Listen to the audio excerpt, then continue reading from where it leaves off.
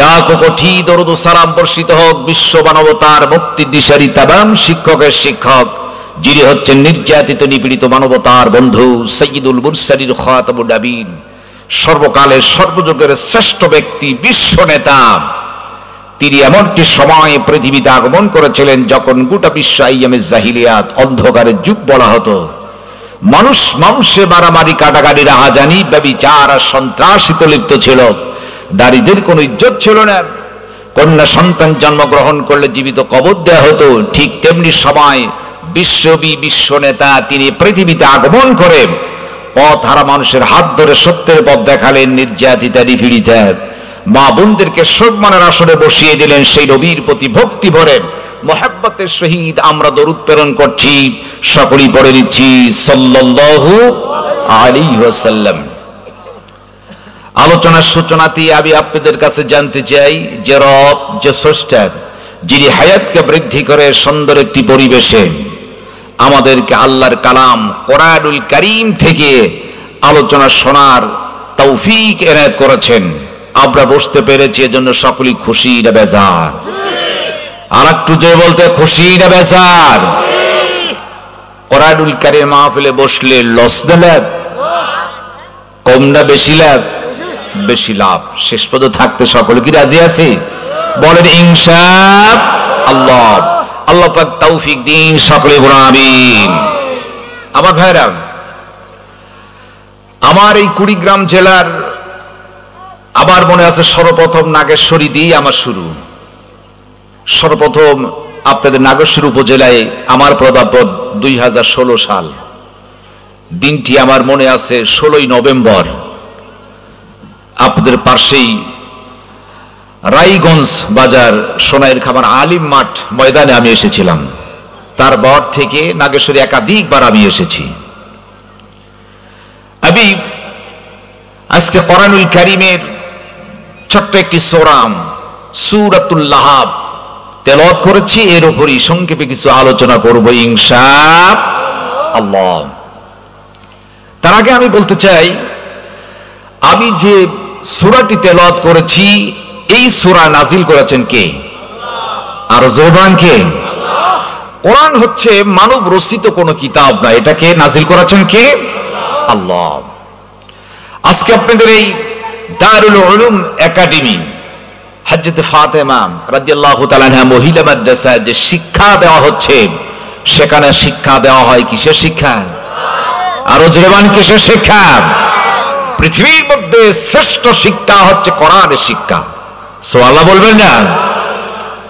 অনেক জ্ঞান ডিগ্রি অর্জন করেন না কেন, বিভিন্ন সাবজেক্টে কলেজ ইউনিভার্সিটি লেখাপড়া করেন না কেন, আল্লাহর কাছে আপনাদের কোনো মর্যাদা নেই যতক্ষণ পর্যন্ত ওহীর জ্ঞান, কোরআনের জ্ঞান আপনার ভিতরে না থাকবে। তাহলে ওহীর জ্ঞান আগে, এরপর আপনি কলেজ ইউনিভার্সিটি লেখাপড়া করবেন, ইঞ্জিনিয়ার হবেন, ডাক্তার হবেন, ম্যাজিস্ট্রেট হবেন, উকিল হবেন, কোনো কিছু সমস্যা নেই। ভিত্তি হবে আল্লাহর কালাম কোরআন দিয়ে কথা বলা, ঠিক কিনা? এজন্য দরকার হচ্ছে কোরআন। এই মাদ্রাসাটিকে আল্লাহ পাক কিয়ামত পর্যন্ত কবুল করুন, সকলে বলুন আমিন। এই কোরআন এমন একটি কিতাব যেটা আল্লাহর পক্ষ থেকে নাজিল হলো জিবরিল মারফত আমার রাসূলের কাছে।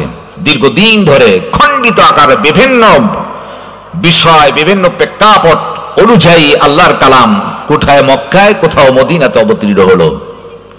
বিভিন্ন বিষয় নিয়েই কোরআনুল কারীম আল্লাহ পাক নাজিল করেছেন। আর সেই কোরআনুল কারীমকে আমার রাসূল জিবরিল যখন নাজিল করতেন, সেটাকে আয়ত্ত করার জন্য খুব চেষ্টা চালাতেন। কারণ রাসূল জানতেন যদি একটা হরফ বাদ পড়ে যায় সেটা আর কোথাও খুঁজে পাওয়া যাবে না। রাসূল খুব চেষ্টা করতেন, কিন্তু আল্লাহ রাব্বুল আলামিন রাসূলের এই তড়িঘড়ি দেখে আল্লাহর একটু মায়া লেগে যেত। আমার হাবিব খুব চেষ্টা করছেন, আপনি, আপনার মায়া দেখে আমার খুব কষ্ট লাগে, আপনি চেষ্টা দেখে। আল্লাহ রাব্বুল আলামিন বলেন, লা তুহাররিক বিহি লিসানাকা লিতা'জালা বি। জোরে বলুন আল্লাহু আকবার। নবীকে ডেকে বললেন, আমার নবী, আমার হাবিব কোরআনুল কারীম মুখস্থ করার জন্য জিহ্বা খুব তড়িঘড়ি করার দরকার নাই, খুব পেরেশান হওয়ার কিছুই নাই। আপনি শুধু আপনার জিহ্বা সঞ্চালন করবেন, আর আমি আল্লাহ রব্বুল আলামিন মুখস্থ করিয়া দেওয়ার দায়িত্ব নিয়ে নিব। সুবহান। আপনি জিহ্বা সঞ্চালন করেন, মুখস্থ করে দেব আমি আল্লাহ। আল্লাহু আকবার। কোরআন হচ্ছে সহজ। আমরা মনে করেন যে কোরআন মনে হয় কঠিন। আমরা কোরআনকে কি মনে করি? কঠিন না। কোরআন তো আল্লাহ একদম সহজ করে দিয়েছেন, আমাদের কাছে কঠিন মনে হয় না। এই পৃথিবীতে যত ধর্মের লোকের কথা বলেন না কেন, বেদ বলেন, বাইবেল বলেন, গীতা বলেন, রামায়ণ বলেন, অথর্ববেদ বলেন, সামবেদ বলেন, যাই কিছু বলেন না কেন, একটা কিতাবের হাফেজ এই পৃথিবীতে আপনি খুঁজে পাবেন না। কথা ঠিক কিনা? কিন্তু আল্লাহর কালাম কোরআনের হাফেজ লক্ষ লক্ষ এই পৃথিবীতে আছে কি নাই, এবং আমাদের বাংলাদেশে আছে কি নাই? আল্লাহ পাক কোরআনকে তিনি সহজ করে দিয়েছেন। সুবহান। এই কোরআন আজ অনেক জ্ঞানী, অনেক লেখক, গবেষক যারা অনেক কিতাব লিখছে, কিন্তু লেখার মধ্যে অনেক ভুল আছে, নিজের মধ্যে দুর্বলতা বলে থাকে। ভুল পাইলে আমারে জানালে সংশোধন করব, কিন্তু আমার রব এমন একটি কিতাব নাজিল করে দিলেন তার মধ্যে দুর্বলতা নাই, আর এই কোরআনের মধ্যে কোনো প্রকার ভুলও নাই। আল্লাহ রাব্বুল আলামিন বলেন, যালিকাল কিতাবু লা রাইবা ফীহি হুদাল লিল মুত্তাকিন।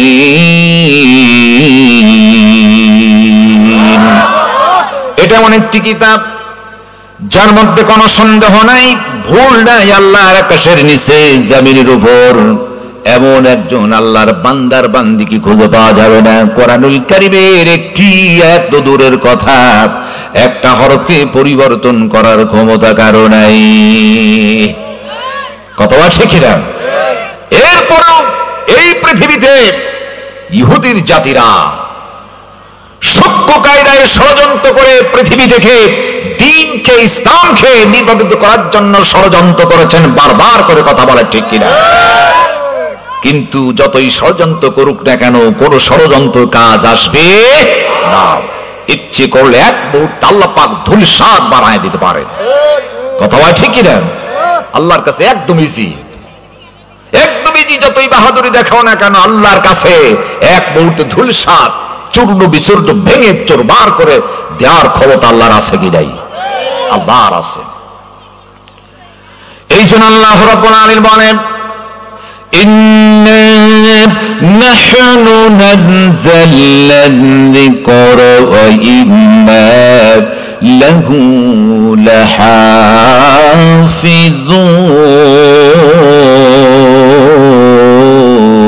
লাহাফিজুন। কোরআন নাযিল করেছে আমি, আর হিফাজতের দায়িত্ব হচ্ছে আমি আল্লাহর। যেটা বলেন না সুবহানাল্লাহ। এ কোরআন ছিল, আছে, কিয়ামত পর্যন্ত থাকবে। কথা বলা ঠিক কিনা? যারাই ষড়যন্ত্র করবে তারাই পৃথিবীতে টিকতে পারবে না। কথা বলা ঠিক কিনা? যার বাস্তব প্রমাণ হচ্ছে 5ই আগস্ট। কথা বলা ঠিক কিনা? অনেক ষড়যন্ত্র করেছিল এই বাংলাদেশকে নিয়ে, আল্লাহ পাক ধূলিসাৎ করে শিক্ষা দিয়েছেন। কথা বলেন ঠিক কিনা?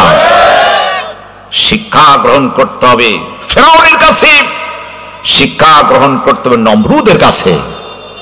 স্বৈরাচারী কায়দায় শাসন করেছিল, পানিতে ডুবাইয়া, দুর্বল মশা ঢুকাইয়া দুনিয়ার বুক থেকে তাদেরকে নিঃশেষ করে দিয়েছিলেন। কথা বলে ঠিক কিনা? আজ 16টি বছর তাফসীরুল কোরআন মাহফিল করতে গিয়ে অনেক ঝামেলার সম্মুখীন হতে হয়। তাফসীরুল কোরআন মাহফিলে অনুমতি নেওয়ার প্রয়োজন হতো। কথা বলেন ঠিক কিনা? আজ আমাদের প্রধান উপদেষ্টা ডক্টর ইউনূস সাহেব বলেছেন তাফসীর মাহফিলে কোনো অনুমতি লাগবে না। কথা বলেন ঠিক কিনা? কারণ তাফসীরুল কোরআন মাহফিলের অনুমতি দিয়েছেন স্বয়ং আমার আল্লাহ। কথা বলেন ঠিক কিনা? সেই সময় আবু জেহেল, উতবা, শাইবা, মুগীরাম তারা কোরআনুল কারীম বাধা দিতে 144 ধারা জারি করত। তারা দিয়েছিল বাধা। যখন রাসূল কোরআন পড়তেন, এটা বিশাল আকর্ষণীয় একটি কিতাব, এর মধ্যে আছে মুজিজা, এটা বিশাল আকর্ষণীয় কিতাব, এর মধ্যে আছে জাদু। সুবহানাল্লাহ। যখন কোরআন তেলাওয়াত হতো, আবু জেহেল, উতবা, শাইবা, মুগীরা তারা শুনতেন, খুব ভালো লাগতো, কিন্তু মানত না। তাই ঠিক তেমনি ভাবে আমরা দেখেছি আমাদের দেশে এক শ্রেণীর লোক বড় হুজুরের তাফসীর শুনতো, কিন্তু ওকে রাজাকার বলে গালি দিত। কথা ঠিক কিনা? শুনেছে, ভালো লেগেছে, কিন্তু মানে নাই, বরং উল্টা গালি দিয়েছে। আছে কি নাই? আবু জেহেল, উতবা, সাইবা, মুগিরা তারা কোরআন শুনেছে, রসুলকে জাদুকর বলেছে, রসুলকে পাগল বলেছে, মজনুব বলেছে। এরপর তার কণ্ঠে কোরআনও শুনেছে।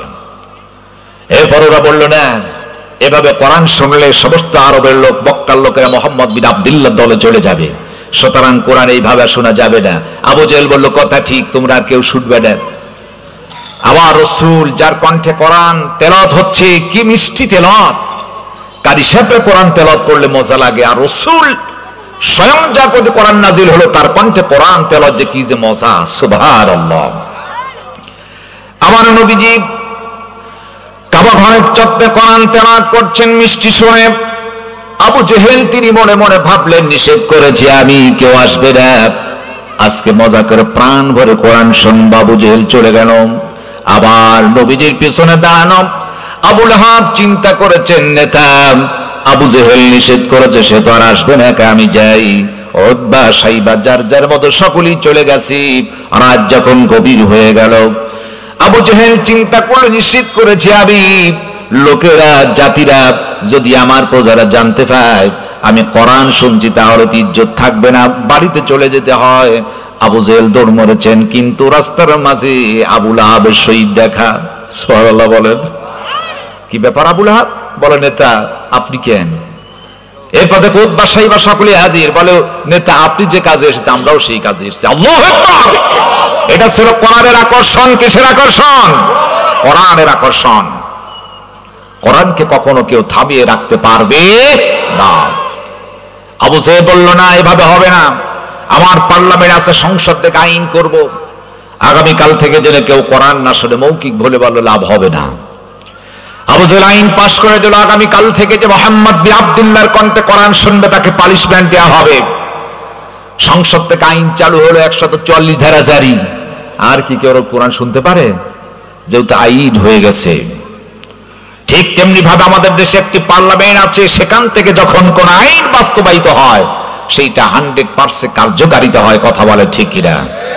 এই জন্য পার্লামেন্টে সৎ লোকগুলা যাওয়ার দরকার আছে কি নাই? যারা আইন তৈরি করে আলেমদেরকে বসানোর দরকার আছে কি নাই? আসতে বলা, জোরে বল, দরকার আছে কি নাই? সময় মতো জবাব দিতে হবে। কথা বলে ঠিক কিনা?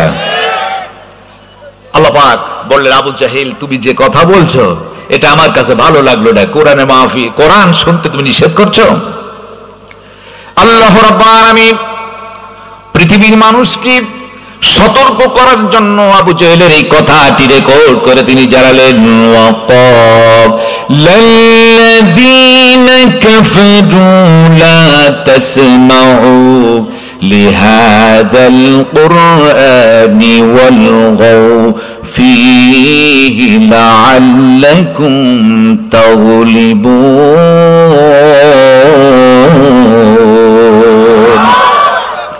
আবু জেহেল বলল, লা তাসমাউ, শোনাই যাবে না।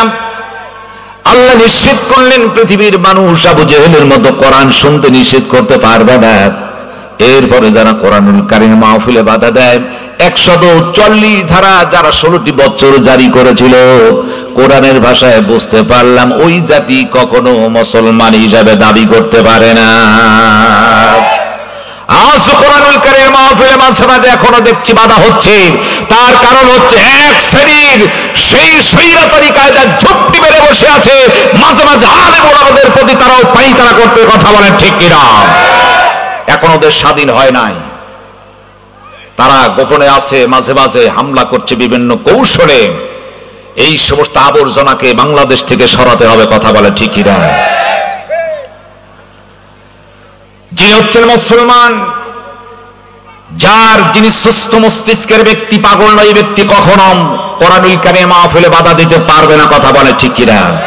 এরপরেও যদি কেউ কোরআনুল কারীম মাহফিলে বাধা দেয়, 144 ধারা জারি করে বুঝতে হবে ওর শরীরের মধ্যে আবু জেহেলের রক্ত মিশ্রিত আছে। কথা বলে ঠিক কিনা? সুতরাং কোরআনুল কারীম মাহফিলের অনুমতি দিয়েছেন আমার আল্লাহ। কথা বলে ঠিক কিনা? কোরআন থেকে আলোচনা করবো ইনশাআল্লাহ। আসুন আমি ছোট্ট একটি সূরা, সূরায়ে লাহাব। কোন সূরা তেলাওয়াত করেছি? সূরা লাহাব। এই সূরা লাহাব এটা 30 পারায়, 30 পারায় সূরা লাহাব 111 নম্বর সূরা, সিরিয়াল নাম্বার 111।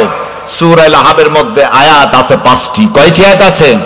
5টি আয়াত আছে। একটি আছে রুকু, আর এটি মক্কাতে অবতীর্ণ হয়েছে। কোথাও অবতীর্ণ হলো? মক্কাতে অবতীর্ণ হয়েছে সূরাতুল লাহাব। এখন মক্কার প্রাথমিক যুগে, ইসলামের প্রথম যুগে এই সূরাটি আসলো, এমন একটা প্রেক্ষাপটে এই সূরাতুল লাহাব নাজিল হয়ে গেল।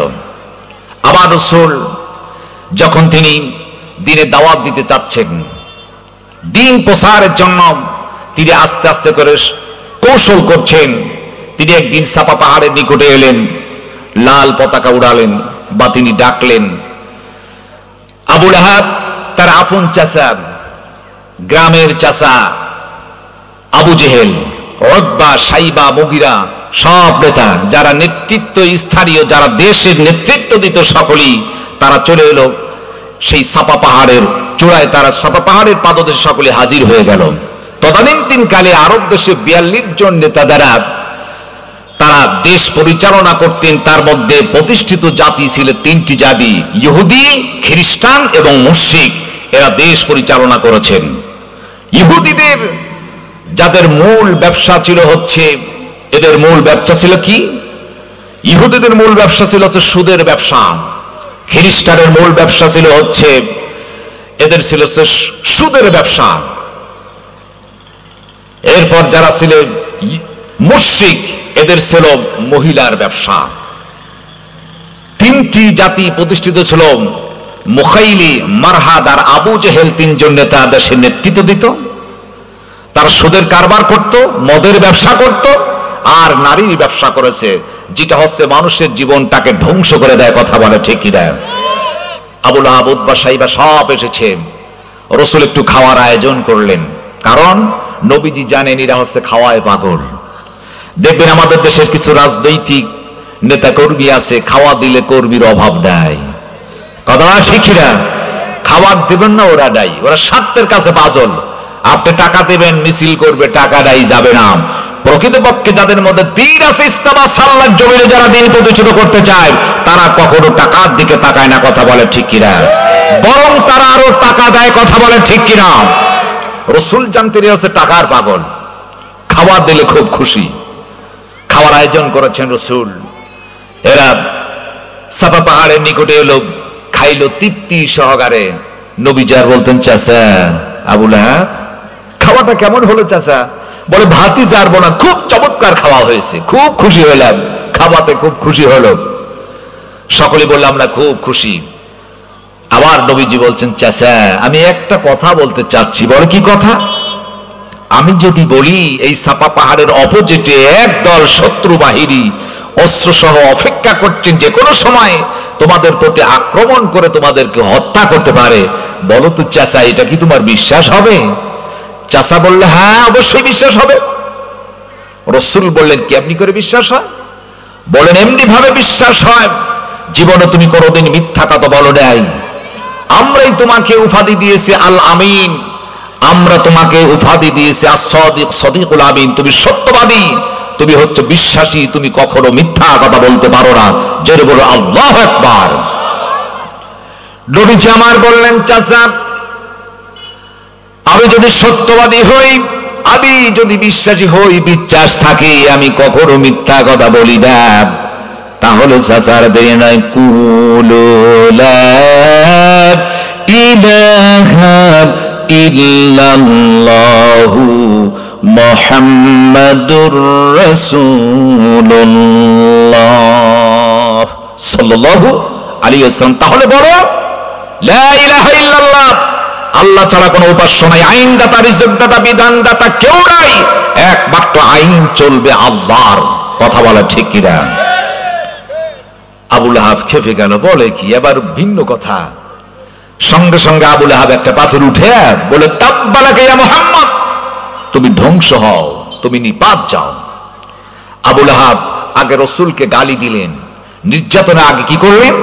আগে দিলেন গালি। এই পৃথিবীতে যত নবী এবং রাসূল আলাইহি ওয়াসাল্লাম বলে এসেছিলেন প্রত্যেকটি নবী এবং রাসূলকে সেই জাতির কাফের মুশরিকেরা আগে গালি দিয়েছেন, এরপর নির্যাতন করেছেন। ঠিক তেমনি ভাবে এই দেশে আল্লাহর জমিনে যারা দ্বীন প্রতিষ্ঠিত করতেছে উলামায়ে কেরাম, তাদেরকে এক শ্রেণীর সেই জাতিরা তাদেরকে গালি দিয়েছে। কথা বলে ঠিক কিনা? আবার রাসূলকে বলেছেন জাদুকর, রাসূলকে বলেছেন পাগল, রাসূলকে বলেছেন জিনে ধরা, বিভিন্ন ধরনের তহমত দিয়েছে আমার রাসূলকে।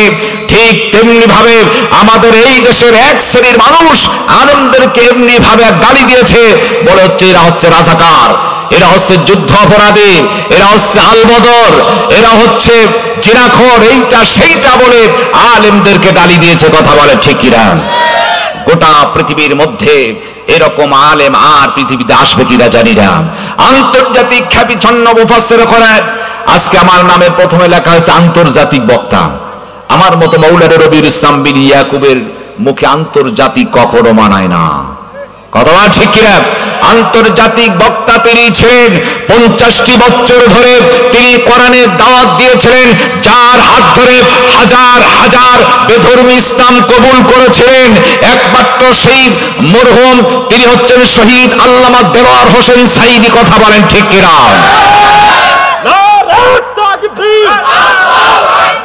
আল কোরআনের আলো সবকিছুর এই সমাধান।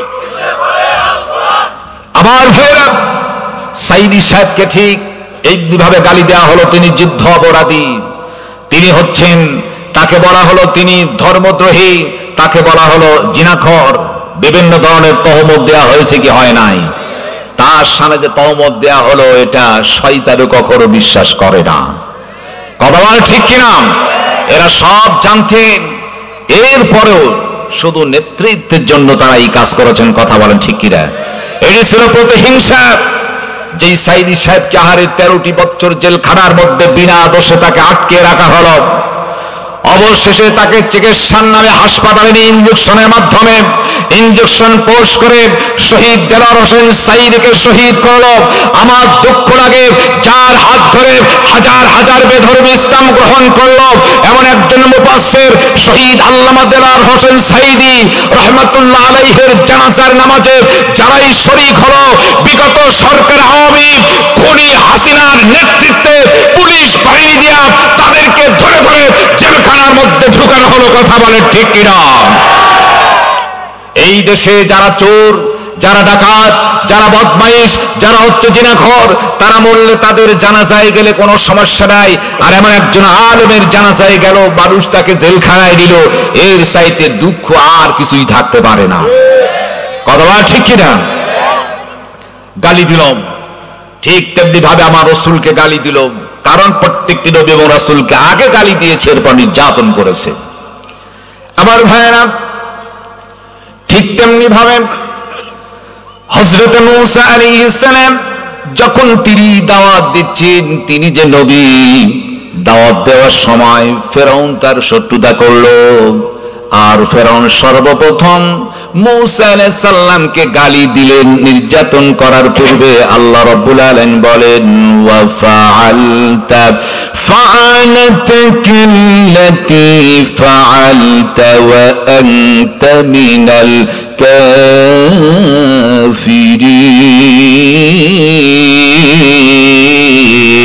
কাফিরিন।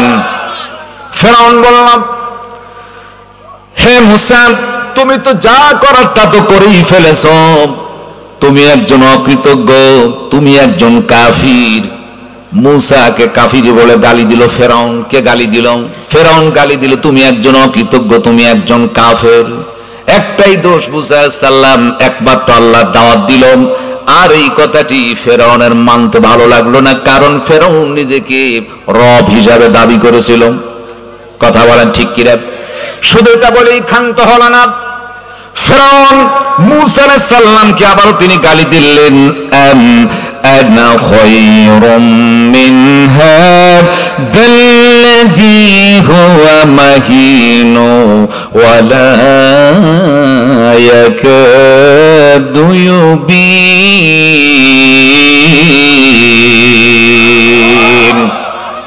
মূসা রে শোনো, আম আনা খায়রুম মিন হাযাল্লাযী, আমি তো উত্তম তোবা হইতে, কারণ তুমি একজন হীন, তুমি স্পষ্ট কথা বলতে পারো না, তুমি তো একজন তুতলা। কারণ মূসা সাল্লাম তিনি একটু কথা বেঁধে যেতেন, তিনি তুতলা ছিলেন, কথা বলেন ঠিক কিনা? ফেরাউন বলল তাকে গালি দিলাম, তুমি স্পষ্ট ভাষায় কথা বলতে পারো না, তুমি একজন তুতলা, তুমি একজন হীন, তুমি তো দুর্বল, তোমার চাইতে আমি উত্তম।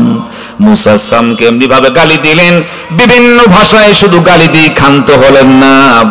ওই ফেরাউনের জাতি আবারও তারে গালি দিয়ে বললেন, ক্বালু আজিতনা লিতালফিতনা আম্মা ওয়াজাদনা আলাইহি আবাআনা ওয়া তাকুনা লাকুমাল কিবরিয়া ফিল আরদ ওয়া মা নাহনু লাকুমা বিমুমিনিন।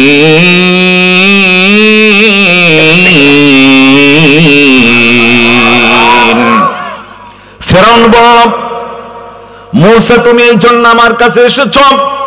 ও মূসা, তুমি কি প্রতিষ্ঠিত করতে চাও সমাজকে, আমাদেরকে হেই প্রতিপন্ন করো, আমরা কিন্তু তোমাদের দুইজনকে মানব না। তার মানে মূসা তার ভাই হারুন আলাইহিস সালাম দুইজন ছিল নবী, তোমাদেরকে মানব না। অর্থাৎ ফেরাউন বিভিন্ন ধরনের চক্রান্ত করলে, এমনকি মূসা সালামকে মারার জন্য ষড়যন্ত্র করেছে।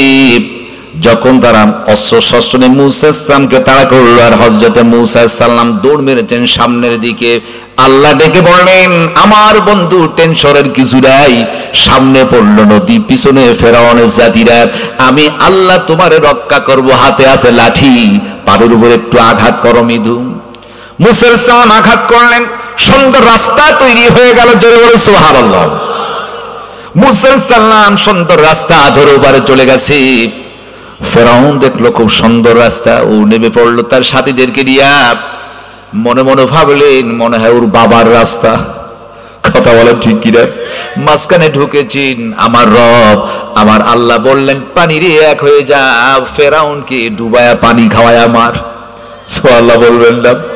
শৈরাচারী কায়দায় বলল আনা রব্বুকুমুল আ'লা, এমন পানি খাইলেন ফেরাউনের পেটটা হলো ফটকা মাছের মতো, পানিতে চুবাইয়া আল্লাহ মারলেন। আর পৃথিবীর মানুষকে জানালো, পৃথিবীর মানুষ ফেরাউনের কাছে শিক্ষা দাও, নিজেকে রব হিসাবে দাবি করার পর আমি আল্লাহ রব্বুল আলামিন পানি খাওয়ায়া দুনিয়ার মুক্তি বিদায় করে দিলাম। আল্লাহু আকবার। ইব্রাহিম আলাইহিস সালামকে নমরুদ নির্যাতন করেছিল, সৈন্য সামন্ত কিছুই লাগে নাই, দুর্বল মশা। আল্লাহর কাছে আবেদন করল, আল্লাহ তুমি আমার একটা এমন শিক্ষা দাও স্বর্ণাকার লিখিত থাকবে। মশা চলে এলো, দুর্বল মশাকে বললেন যাও, তুমি কি করবে, নমরুদের নাকের মধ্যে ঢুকবা। নমরুদের নাকের মধ্যে ঢুকলাম, দুর্বল মশা ঢুইকা কাটুস কুটুস করে কামড়াইতে লাগলো। নমরুদের পেইন হয়, যন্ত্রণা হয়, নিজে আর সহ্য করতে পারে না, হাত দিয়া পিটুনি দিয়ে একটু ভালো লাগে। অবশেষে দেখা গেল জুতার পিটুনি দিলেই ভালো লাগতো, ছাড়া আর ভালো হয় না। বুঝতে পেরেছেন আমার জন্য মহা ঔষধ, সেটা হচ্ছে জুতার পিটুনি। কথা বলে ঠিক কিনা? অবশেষে এই ফেরাউন, এই নমরুদ জুতার পিটুনি খেয়ে দুনিয়ার মুক্তি বিদায় নিল। এই জন্য আমি নাগেশ্বরী তাওহীদি জনতাকে বলতে চাই, যদি কোরআনের দুশমনি করো, আল্লাহ রাসূলের প্রতি দুশমনি করো, তোমাদের ভাগ্যে ওই জুতা থাকতে পারে। কথা বলেন ঠিক কিনা? না বলে আল্লাহ দুর্বল হয়ে গেছে, আল্লাহ দুর্বল হয়ে গেছে, আছে কি নাই? আমার আল্লাহ আছেন।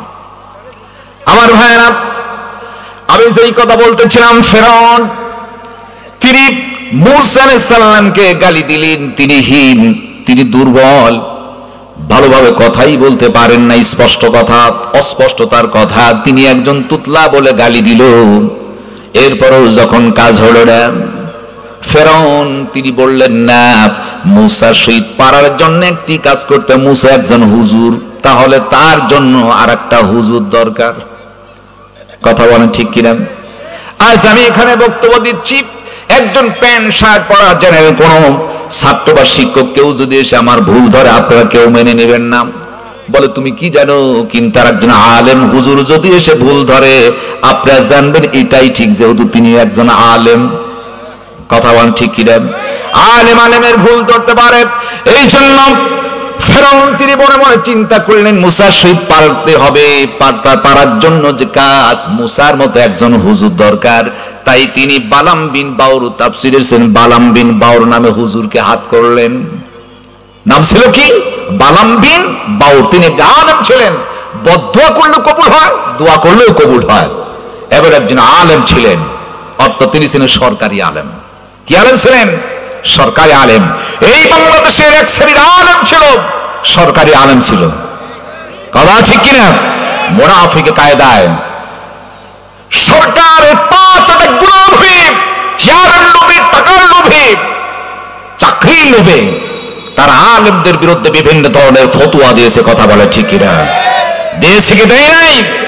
ওই সমস্ত আলেমদেরকে চিহ্নিত করতে হবে যে সমস্ত আলেমেরা সরকারের দালাল সেজে তারা ফতোয়া দিয়েছে, হক্কানি আলেমদের বিপক্ষে ফতোয়া দিয়েছিল, আজকে তাদেরকে আর খুঁজে পাওয়া যাচ্ছে না। আবার ভাই আবু বকর তিনি বলতেছিলেন সুলাকিয়ার মসজিদের খতিব, নাম কি ছিল? ফরিদউদ্দিন মাসুদ। শাহবাগে গণজাগরণ মঞ্চে গিয়ে তিনি রাজাকারদের বিপক্ষে তিনি বলেছেন, রাজাকার বলে তিনিও সেই দিন ফাল বেড়েছিলেন, আলেমদের বিপক্ষে পদক্ষেপ নিয়েছেন। আজকে ফরিদউদ্দিন মসজিদের পায়ের নিচে আর কোনো মাটি নাই। কথা ঠিক কিনা? এই সমস্ত আলেমেরা হচ্ছে মুনাফিক মার্কা আলেম। এরা হচ্ছে বালাম বিন বাউরের উত্তরসূরি। কথা বলে ঠিক কিনা? ডেকে বলল, বালাম বিন বাউর তুমি মুসা নবীর বিপক্ষে বদদোয়া করো। বালাম বিন বাউর বলে, না, একজন নবীর বিপক্ষে আমি কখনো বদদোয়া করতে পারবো না। বলে, কেন বদদোয়া করতে পারবে না? চাকরি দিলাম আমি, বাড়ি দিয়েছে আমি, গাড়ি দিয়েছে আমি, তোমার ছেলে মেয়ের চাকরি দিয়েছে, সব কিছু দিলাম আমি, আর তুমি আমার কথা শুনবে না?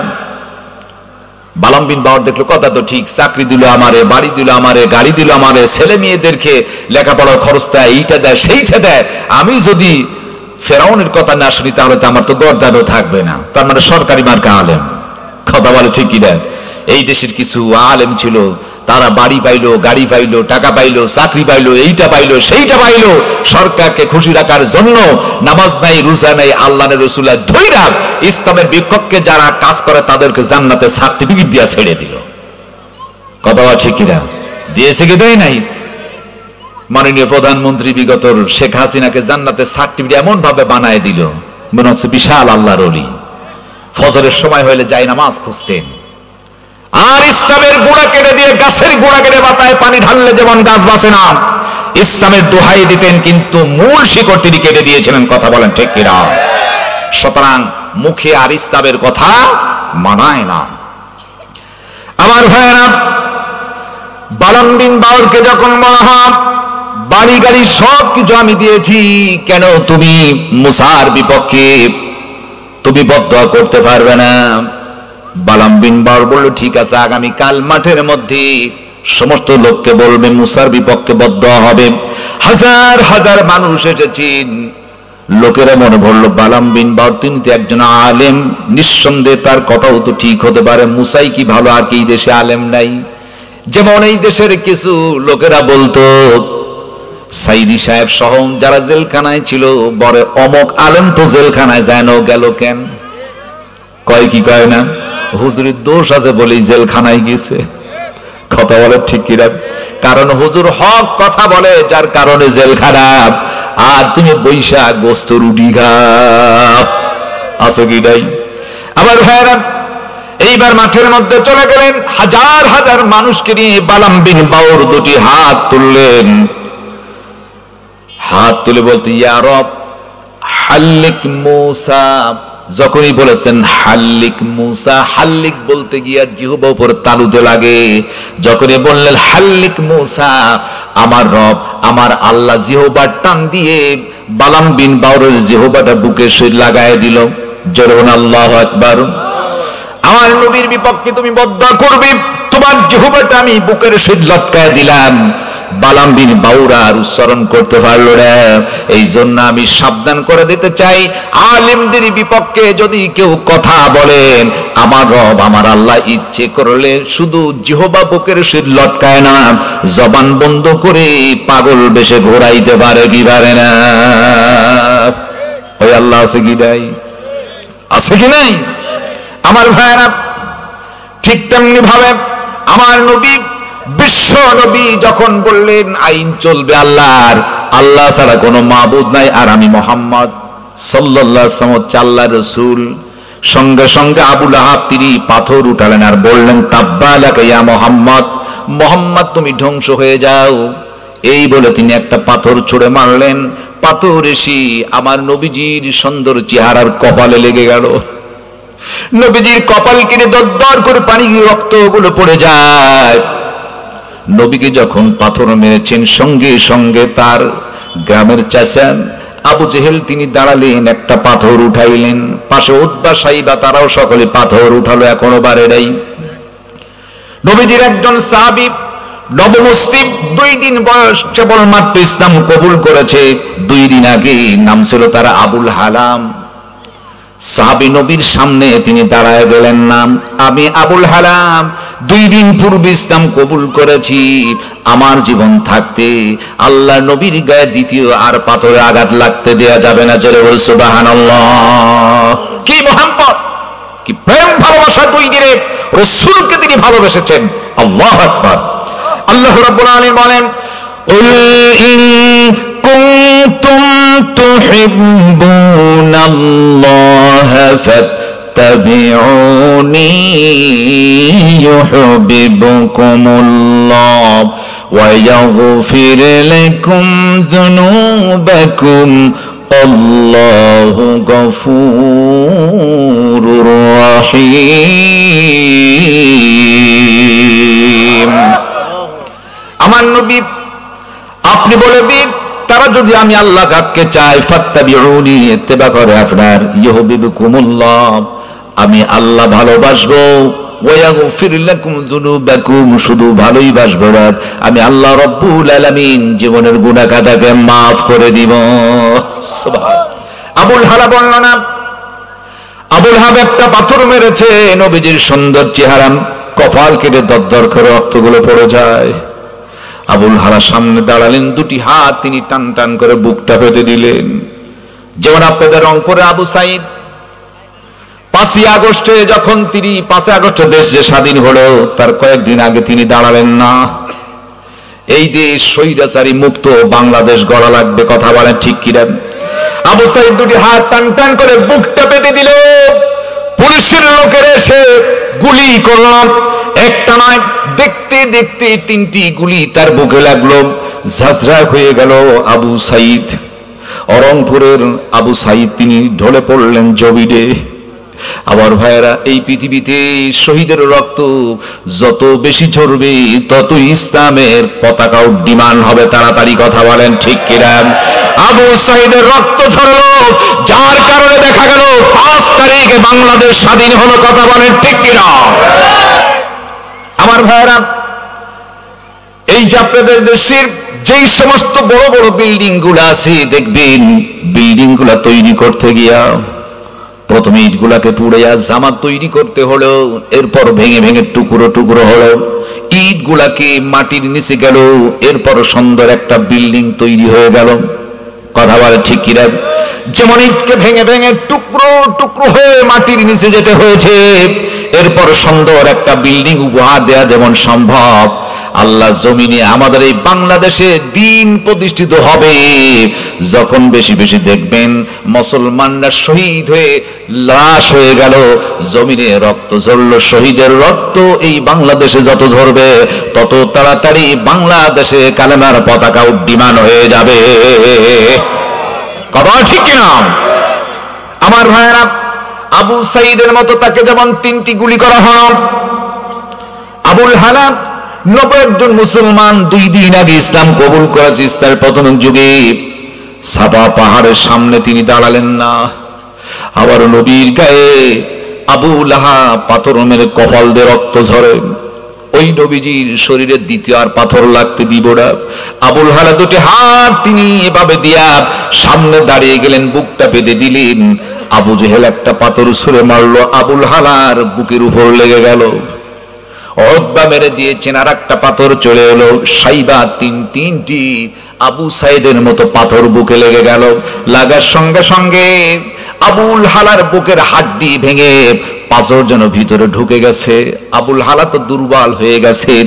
হঠাৎ করে পাশ থেকে একজন কাফের ভারী ওজনের একটা পাথর ছুঁড়ে মারলেন, আবুল হালার মাথার উপর লেগে গেল।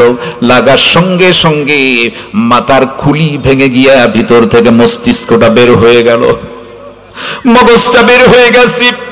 আবুল হালা সাপা পাহাড়ের পাশে তিনি ঢলে পড়লেন, মুখ থুবড়ে পড়ে আছে। আবুল হালার যেন আর হুঁশ নাই। আবু বকর ওমর চলে এলেন, আবুল হালাকে ধরাধরি করলেন। কাবা চত্বরে তাকে হাজির করা হলো। আবার ভাইরা, আবুল হালা কখনো হুঁশ কখনো বেহুশ, কখন যেন দুনিয়ার বুক থেকে বিদায় নেয়। আবুল হালার দৃশ্য এমন হলো, নবীজি আমার দৃশ্য দেখে আবুল হালার কাছে গেলেন, দুটি হাত তুলে বললেন, আল্লাহ, আবার সাহাবী আবুল হালা 2 দিন পূর্বে ইসলাম কবুল করেছে, তোমার কাছে দোয়া চাই, আমার সাহাবী আবুল হালাকে তুমি শহীদের দরজা দিয়ে দাও। কারণ আল্লাহ রাব্বুল আলামিন বলেন, ওয়ালা তাকুলু লিমান ইউকতালু ফি সাবিলিল্লাহি আমওয়াত বাল আহইয়াউ ওয়ালাকিন লা তাশউরুন। যারা আল্লাহর রাস্তায় নিহত হয় তাদেরকে তোমরা মরা বলো না, বাল আহিয়া, বরং তারা হচ্ছে জিন্দা, তারা তো কখনো মরে না। কথা বলেন ঠিক কিনা? শহীদের দরজা এমন একটি শহীদের দরজা, মরতে দেরি আল্লাহ জান্নাত পাইতে দেরি দেয়। আর শহীদের মৃত্যুর যন্ত্রণা এমন সিমটি কাটার চাইতে বেশি নাই। জোরে বলো সুবহানাল্লাহ। আমার নবীজি দোয়া করছেন, আমার সাহাবী আবুল হালা, তাকে তুমি শহীদের দরজা দাও। আবুল হালার কানের মধ্যে আওয়াজটা ঢুকে গেল, কথা পর্যন্ত বলতে পারছেন, আওয়াজ খুবই দুর্বল। নবীজিকে একটু ইশারা করলেন, নবীজি দৌড়ায় ছেড়ে এলো। আবার ভাইরা তাফসীরের মধ্যে লিখেছেন, নবীজি আমার কানটা আবুল হালার মুখে সুদ লাগিয়ে দিলেন। দেখলেন আবুল হালা বিড়বিড় করে বলে, ও রাসূল, 2 দিন পূর্বে আমি ইসলাম কবুল করেছি, ইসলাম বলতে কিছুই বুঝতাম না। আল্লাহ রাসূল, কিছুই বুঝতে এমন কোন অন্যায় নাই আমি আবুল হালা করি নাই। আপনার খেদমতে এলাম, সমস্ত অপকর্মকে ছেড়ে দিয়ে লাত মানত উজ্জা হবল উর্দুম্বা খাম্বা সবগুলাকে লাথি মেরে ফেলে দিয়া ইসলাম আমি কবুল করেছি। হুজুর, চাইলাম বাকি জীবনটি আপনার খেদমত করে আমার জীবনটা কাটায় দিব, কিন্তু হুজুর আমি দেখনি আপনি আমার জন্য দোয়া করছেন শহীদের জন্য। হুজুর, আমার মনে হয় আমি আর বেঁচে থাকবো না, কারণ এই মুহূর্তে আমার নাকে জান্নাতের সুঘ্রাণ ভেসে এসেছে। ইয়া রাসূলুল্লাহ, শুধু তাই নয়, জান্নাতের সুঘ্রাণ তো আমি আবুল হালার নাকে পেয়ে যাই। হুজুর, আমি দেখতে পাই জান্নাতের নাজ নিয়ামত আমার রব, আমার আল্লাহ রব্বুল আলামিন আমার সামনে তুলে ধরেছেন। ইয়া রাসূলুল্লাহ, কখন যেন দুনিয়ার বুক থেকে আমি বিদায় নেই। ইয়া রাসূলুল্লাহ, আপনি আমার জন্য দোয়া করেন, আমার রব আমার আল্লাহ যেন আমাকে এমন একটা জান্নাত দেয়, যেই জান্নাতের মধ্যে বসে হুজুর আমি যেন আপনার খেদমতটুকু করতে পারি। সুবহান। ইয়া রাসূলুল্লাহ, এমন জান্নাত চাই যেই জান্নাতে বসলে আপনাকে পাওয়া যাবে সর্বজ্ঞ আপনার খেদমত করতে চাই। নবী আমার 2টি হাত তুলে বললেন, আল্লাহ, আমার সাহাবী আবুল হালা দ্বীন ইসলাম কবুল করলো, বাকি জীবনটুকু আমার সহিত কাটাতে চাইলো, কিন্তু শুধুমাত্র 2 দিন হলো ইসলাম কবুল করা, তুমি তাকে শহীদ হিসাবে কবুল করেছো। আমার সাহাবী আবুল হালাকে তুমি এমন একটা জান্নাত দাও যেই জান্নাতে আমি নবীর সহিত সর্বদা সাক্ষাৎ হয়ে যাবে। জোরে বলো সুবহানাল্লাহ।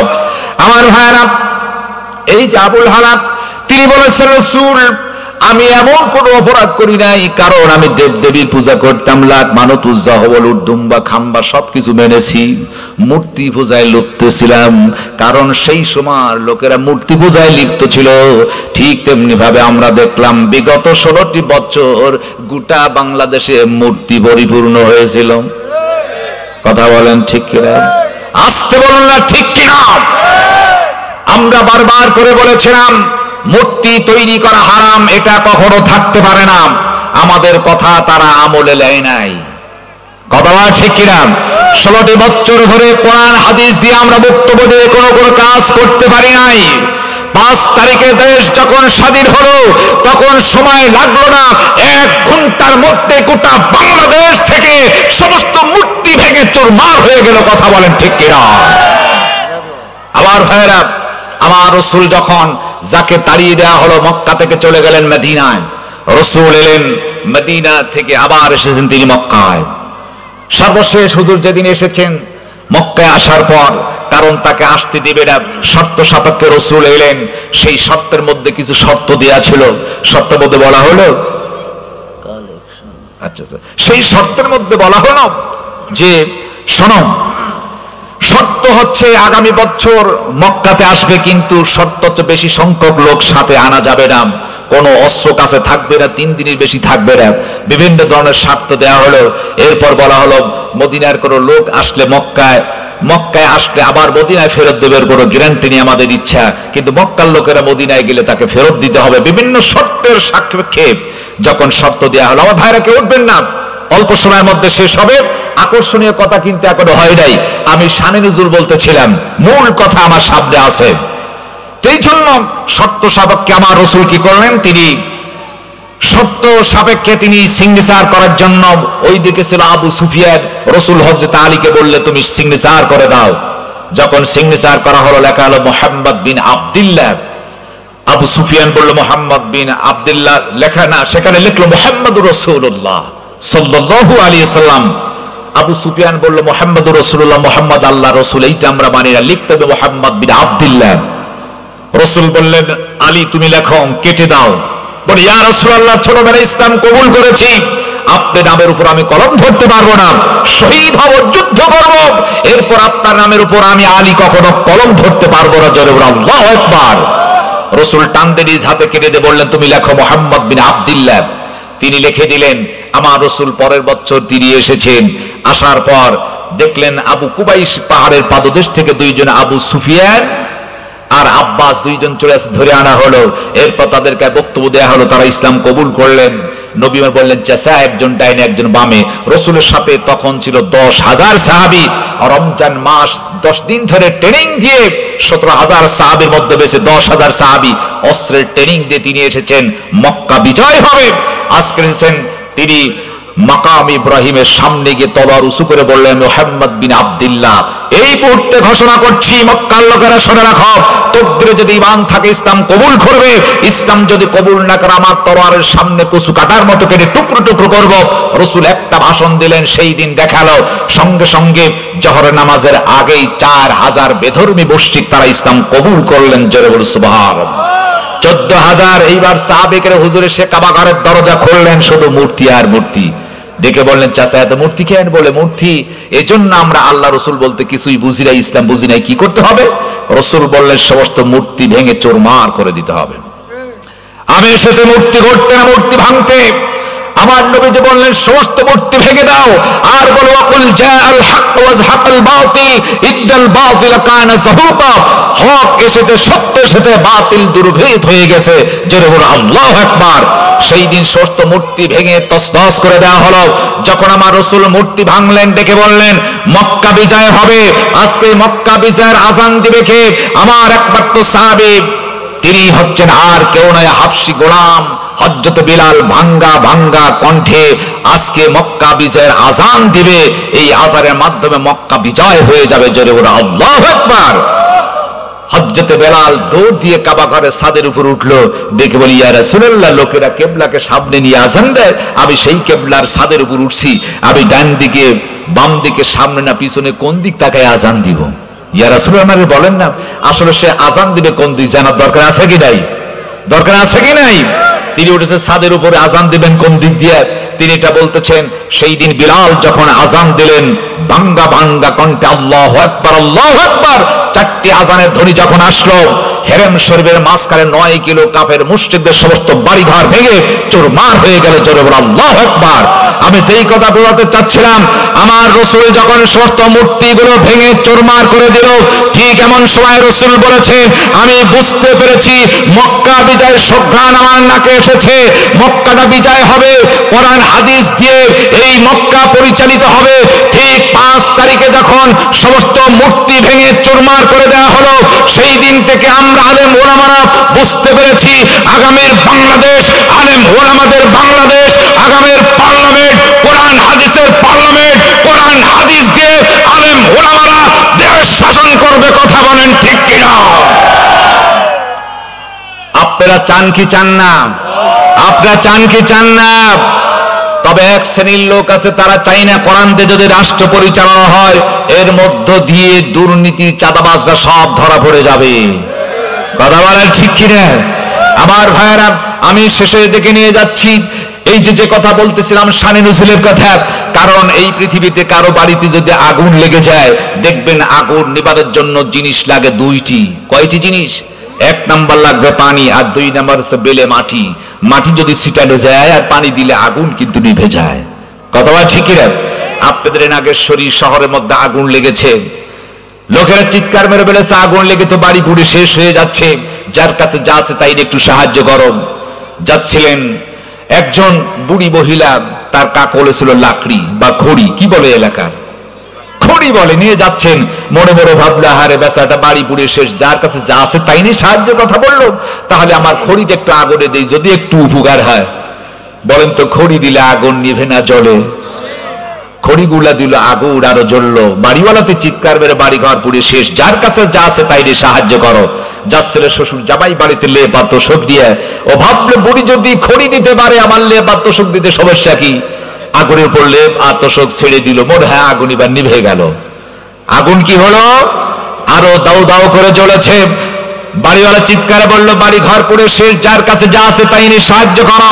আপনার এলাকার একজন দোকানদার জারকিন ভর্তি কিরোসিনি তেল নিয়ে যাচ্ছে, ভাবলো বুড়ি যদি খড়ি দেয়, শ্বশুর যদি জামাই বাড়ির লেপ আর তোষক দেয়, আমার কিরোসিনি তেল উপরে ঢালতে কিসের সমস্যা? ও কিরোসিনের তেল ঢেলে দিল, আগুন মনে হয় নিবে, একদম পারি হয়ে গেল। আগুন কি নিবেছে? বরং আমার ভাইয়ের এই সময় আগুন নিবানোর জন্য প্রয়োজন ছিল 2টি জিনিস। 1 নাম্বার বেলে মাটি, 2 নাম্বার পানি। কিন্তু বেলে মাটিও দেয় নাই, পানি দেয় নাই, ল্যাব দিয়ে তোষক দিয়ে কেরোসিনের তেল দিয়ে মন গড়া আইন করে যেমন আগুন নিভাইতে পারে নাই, ঠিক আল্লাহর জমিন থেকে সন্ত্রাস মুক্ত বাংলাদেশ পর্দা যদি করতে চাই, সন্ত্রাস মুক্ত বাংলাদেশ যদি করতে চাই, আমরা যদি কোরআনের রাষ্ট্র করতে চাই, তাহলে র্যাব দিয়ে, পুলিশ দিয়ে, কুবরা দিয়ে, আর্মি দিয়ে, বিডিআর দিয়ে কখনো সন্ত্রাস মুক্ত বাংলাদেশ করা যাবে না। নিজের মন গড়া আইন দিয়ে কখনো সন্ত্রাস মুক্ত বাংলাদেশ করা যায় না। সন্ত্রাস মুক্ত বাংলাদেশ যদি করতে হয়, 1 নাম্বার লাগবে হচ্ছে সৎ লোকের শাসন, 2 নাম্বার লাগবে কোরআনের আইন। কথা বলেন ঠিক কিনা? এই 2টি জিনিস যদি থাকে, পার্লামেন্টে কোরআন এসে যায়, কি আওয়ামী লীগকে, বিএনপিকে, জাতীয়কে, চরমোনাইকে, ফুরফুরার বরিদ, কারো জন্য কোনো সমস্যাই শান্তিতে পরিপূর্ণ হয়ে যাবে। কথা বলেন ঠিক কিনা? এই জন্য আমার ভাইয়েরা, আমি আপনাদেরকে বলবো, ওই যে বলেছে আজান দিবে, আমি অবশ্যই বলবো। এখন আবুল হালাম তিনি শহীদ হয়ে গেছেন, আমার রাসূলকে পাথর মেরেছেন কে? আবুল আহাব। সঙ্গে সঙ্গে আল্লাহ পাক আয়াত নাজিল করে, তাব্বাত ইয়াদা আবি লাহাবি ওয়া তাব, ধ্বংস হয়ে যাক আবুল আহাবের 2 হাত। পাথর মারলো 1 হাত, আল্লাহ ধ্বংসের কথা বলেন কয় হাত? 2 হাত। তাহলে মারলো 1 হাত, ওই বাম হাত কি অন্যায় করলো? তার কারণ হচ্ছে ডান হাতে যখন পাথর মেরেছিল, বাম হাতটা একটু সাপোর্টিং দিয়েছিল। আমার ভাইরা, ঠিক আল্লাহর জমিনে দ্বীন প্রতিষ্ঠার জন্য এক শ্রেণীর মানুষ স্লোগান দেয়, অপর দিক থেকে তার উপর বুলেটের গুলি দিয়ে ঝাঁঝরা করে দিল। আর এক শ্রেণীর লোক তাকায় তাকায় দেখলো, প্রতিবাদ করলো না। আল্লাহ বলল, যারা বুলেটের গুলি দিয়ে ঝাঁঝরা করেছে ইসলাম আন্দোলনের কর্মীদেরকে, তারাও যেমন যারা গুলি করেছে তারাও জাহান্নামী, যারা তাকায় তাকায় দেখেছে প্রতিবাদ করে নাই তারাও জাহান্নামী। কথা বলে ঠিক কিনা? এই জন্য আল্লাহ বলেছেন, তাব্বাত ইয়াদা আবি লাহাবি ওয়া তাব, 2 হাত আবুল আহাবের ধ্বংস হোক। আবুল আহাবের 2 হাত ধ্বংস হয়েছে কি হয় নাই? আবু লাহাবের 2 হাত ধ্বংস হয়েছে। এই সূরা লাহাবের মধ্যে 2টি সতর্কের জন্য আল্লাহ কোরআন নাযিল করেছেন। এক, আবু লাহাব তার অপকর্মের জন্য আল্লাহ তার যে শাস্তি দিল, এমন ভাবে মৃত্যু হলো, এত গায়ে জ্বর, করোনার মতো মানুষ কেউ তার গায়ে হাত দিলে 3 দিন উত্তপ্ত থাকতেন, সে মারা যেতেন, মানুষে ভয় করে গায়ে হাত দেয় নাই। এরপর দেখা গেল তারই স্ত্রী উম্মে জামিলা, তার গলায় খেজুরের পাকানো রশির ফাঁসি লেগে তিনি দুনিয়া মুক্তি বিদায় দিলেন। অর্থাৎ তিনি খেজুরের যখন রশি দিয়া কি করলেন, ফি জিদিহা হাবলুম মিন মাসাদ, তার গলায় ছিল খেজুরের রশি পাকানো দড়ি, সেটা এমন হলো লাকড়ি, তিনি মাথায় খড়ি নিয়ে যাচ্ছেন, বুঝাটা হয়ে গেছে ঢিলা, পিছনের দিকে উল্টায় গেল, এইবার থুতনি গলার সহিত তার রশিটা বেঁচে গেল, পিছনের দিকে পড়ে যায়, গলা আটকিয়ে ফাঁসির কাষ্ঠে উম্মে জামিলা দুনিয়ার বুক থেকে বিদায় নিলেন। মহিলাদেরকে, পুরুষদেরকে আল্লাহ সতর্ক করলেন, খবরদার উম্মে জামিলার মতো মহিলারা তোমরা হও না, আবু লাহাবের মতো তোমরা হও না। কথা বলেন ঠিক কিনা আমার ভাইরা? এই জন্য আল্লাহ বলেছে ওই আবু লাহাবের অর্থ কোনো কাজে আসে, মা আগনা আনহু মালুহু ওয়া মা কাসাব, তার অর্থ বুঝে না, কোন অর্থ কাজে লাগে নাই। আজকে আমরা অনেক সম্পদশালী, আমাদের অর্থ যদি কাজে না লাগে তাহলে আবু লাহাবের মতো আমাদের আক্ষেপ ছাড়ার কিছুই নাই। অর্থ থাকা খারাপ না, অর্থটা সৎ পথে ব্যয় করতে হবে। কথা বলে ঠিক কিনা? কথা ঠিক কিনা? আবু লাহাবের অর্থ কোনো কাজে লাগে নাই, আমাদের অর্থ কাজে লাগতে হবে। কারণ তরজে হাসানা আল্লাহ যেটা দিতে বলেছেন, আল্লাহর দেওয়া সম্পদ, এটা আল্লাহকে দেওয়ার দরকার আছে কি নাই? আছে কি নেই আমার ভাইরা? আমার ভাইরা, এই যে আপনাদের মাদ্রাসা, এই মাদ্রাসাটি মহিলা যে মাদ্রাসা, দারুল উলুম একাডেমি, হযরত ফাতেমা রাদিয়াল্লাহু তাআলা আনহা মহিলা মাদ্রাসা, এখানে শিক্ষা দেয়া হয় কিসের শিক্ষা? কোরআনের শিক্ষা, শ্রেষ্ঠ কিতাবের শিক্ষা। এই মাদ্রাসাকে প্রতিষ্ঠিত যদি রাখতে পারি, আমাদের কি দুনিয়ার বুকে প্রসব করেছিল, কত মা সন্তান প্রসব করতে গিয়ে দুনিয়ার বুক থেকে বিদায় দিল। যেই মানের সন্তান কি শীতের দিন যাতে কষ্ট না হয়, নিজে ভিজা জায়গা থাকলো, আমাদেরকে শুকনো জায়গায় রাখলো, মা তো ভুলে যাবে, বাবা ভুলে যাবে, ভাই চিনবে না।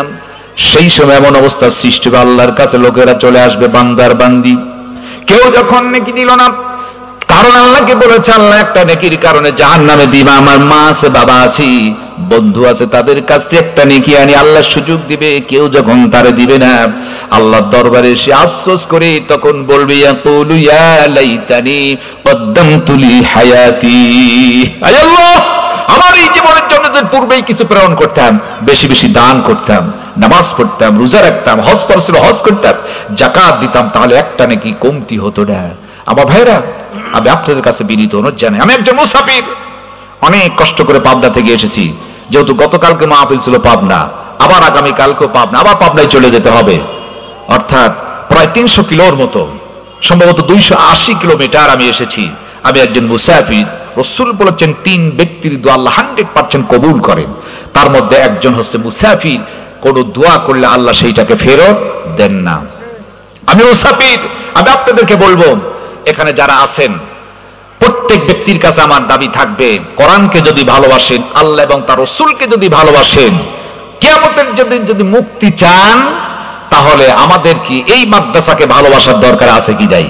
আমি আপনাদেরকে বলবো, এই মাদ্রাসাটি কিয়ামত পর্যন্ত প্রতিষ্ঠিত থাক, সকলে চাই কি চাই না? কে কে চান দুটি হাত তুলে আল্লাহরে দেখান। লিল্লাহি তাকবীর। আল কোরআনের আলো, আমার নেতা তোমার নেতা, লিল্লাহি তাকবীর। আতাবান, আমরা চাই এই মাদ্রাসাটি প্রতিষ্ঠিত থাক, আমরা রাসূলকে জান দিয়ে প্রাণ দিয়ে ভালোবাসি। কথা আছে কিনা? ভালোবাসি কি বাসি না? আমার রাসূল হচ্ছে মডেল, তিনি হচ্ছে ঈমান। আমার রাসূল সন্তান, তার সম্পদের চাইতে রাসূলকে বেশি ভালোবাসতে হবে। আমি একটু পরীক্ষা করতে, আসলে আমরা রাসূলকে, ইসলামকে, দিনকে ভালোবাসি কিনা, আমি যদি একটা পরীক্ষা দিই, আপনার পরীক্ষায় পাস হতে পারবেন তো? বলে ইনশাআল্লাহ। আমরা কি সকলে রাসূলকে ভালোবাসি? সকলে ভালোবাসেন তো? নাকি মনে ভালোবাসেন না? যে রাসূলকে ভালোবাসবে না, সে কখনো ঈমানদার হিসাবে দাবি করতে পারবে না। কথা ঠিক কিনা? রাসূল ছাড়া নাজাত তারও হবে না। তার রাসূলকে যদি ভালোবাসতে চান, এই মুহূর্তে একটা পরীক্ষা হয়ে যাক, কর্তৃপক্ষের কাছে বলবে একটা চাকু আর একটা বাটি দিব, শরীর কেটে রক্ত দিতে হবে, পারবে সবাই? বলে হুজুর এটা কথা হলো, আমার গা কেটে দিব, এটা কথা হলো? আরে মিয়া, সাহাবায়ে কিরাম নিজের জীবন পর্যন্ত উৎসর্গ করে দিয়েছেন। কথা বলে ঠিক কিনা? দ্বীনের স্বার্থে। আমি কি পারি আপনাদের শরীর কেটে রক্ত দেওয়ার কথা বললে তো পেপার পত্রিকায় চলে যাবে, খুনি হুজুর। আমি এটা করব না। আপনার রক্ত ঝরিয়ে, ঘাম ঝরিয়ে অর্থ উপার্জন করা, তা থেকে আপনারা যদি রাসূলের মহব্বতে এই মাদ্রাসায় কিছু দেন, এটা সার্থক বলে আমি মনে করি। কথা বলা ঠিক কিনা? ভিতরে লোক যাবে, একটা লোকও বাদ থাকবেন না। প্রত্যেক ব্যক্তির কাছে আমার দাবি থাকবে 50-100 করে টাকা দেবেন। চাষটা লাগলে 10-20 টাকা খরচ হয়ে যায়, হয় কি হয় না?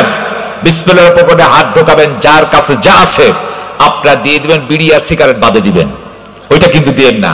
কর্তৃপক্ষ ঢুকবে সেটা দিয়ে দিবেন। তার আগে জোর জুলুম নয়। আল্লাহর কোন বান্দা আছেন 1000-2000 করে একটু মেহেরবানি করে আমাকে একটু দিবেন না, আমি মুসাফির, একটু আমি প্রাণ খুলে দোয়া করবো। আল্লাহর কোন বান্দা আছে একটু বলেন না, হুজুর আমি 1000-2000-5000 করে দিব, আমি একটু দোয়া করে যাই, শেষ ভালো যার সব ভালো তার, দিনী প্রতিষ্ঠান প্রতিষ্ঠিত থাক, এটা আমি চাই। এটা আমি চাই, আপনারাও চান কোরআন সমন্বিত থাক, আলেম তৈরি হোক, তাদের দ্বারাই দেশে শান্তি হবে। এলাকার যুব সমাজ তারা শান্তিতে বসবাস করবে। যুব সমাজ যদি ভালো হয়, এই যুব সমাজই একটা সন্ত্রাসমুক্ত বাংলাদেশ গড়তে পারে। ও পর্দায় মায়েরা আছে, আম্মা জানে, অনেক মা বোনেরা আছে, মায়েদের ব্যাপারে কথা বলা হয় নাই, মাদের ব্যাপারে একটু কথা বল।